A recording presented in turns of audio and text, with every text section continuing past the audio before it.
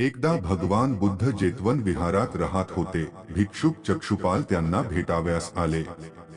त्यांच्या आल्यामुळे त्यांच्या स्वभावाची, दैनंदिनीची आणि गुणांची चर्चा सुरू झाली।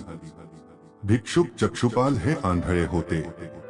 एके दिवशी विहारातील काही इतर भिक्षुकांना चक्षुपालाच्या झोपडीच्या बाहेर काही मेलेले कीटक आढळले। त्यांनी चक्षुपालाची निंदानालस्ती करायला सुरुवात केली की चक्षुपालाने प्राण्यांना ठार मारले। भगवान बुद्धांनी निंदानालस्ती करणाऱ्या त्या भिक्षुकांना बोलविले आणि विचारले की आपण चक्षुपालला हे जीव मारताना बघितले आहेस का? त्यांनी उत्तर नाही बघितले असे दिले। यावर भगवान म्हणाले की ज्या प्रकारे आपण चक्षुपालला कीटक मारताना बघितले नाही, त्याच प्रकारे चक्षुपालाने हे कीटक देखील बघितले नाही, म्हणून त्यांची निंदा करणे योग्य नाही।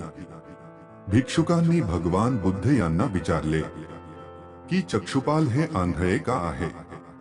त्यांनी या जन्मी किंवा गतजन्मी अशी कोणती पापे केली आहे? भगवान बुद्धांनी चक्षुपाल बद्दल सांगितले की गतजन्मी ते एक चिकित्सक होते। एका आंधळ्या स्त्रीने त्यांना वचन दिले होते की जर ते तिचे डोळे बरे करतील तर ती आणि तिचे कुटुंब त्यांचे गुलाम होतील। त्या अंध स्त्रीचे डोळे बरे झाले, परंतु दासी होण्याच्या भीतीमुळे तिने हे मानून घेण्यास नकार दिला। चिकित्सकाला माहित होते की ही स्त्री खोट बोलत आहे। त्यांनी त्या स्त्रीला अद्दल शिकवण्यासाठी आणि तिचा सूड घेण्यासाठी चक्षुपालाने तिला एक औषध दिले। त्यामुळे ती स्त्री पुन्हा आंधळी झाली। तिने त्या चिकित्सकांची खूप गयाव्या केली। ती फार रडली तरी त्या चिकित्सकाला तिच्यावर काहीच दया आली नाही।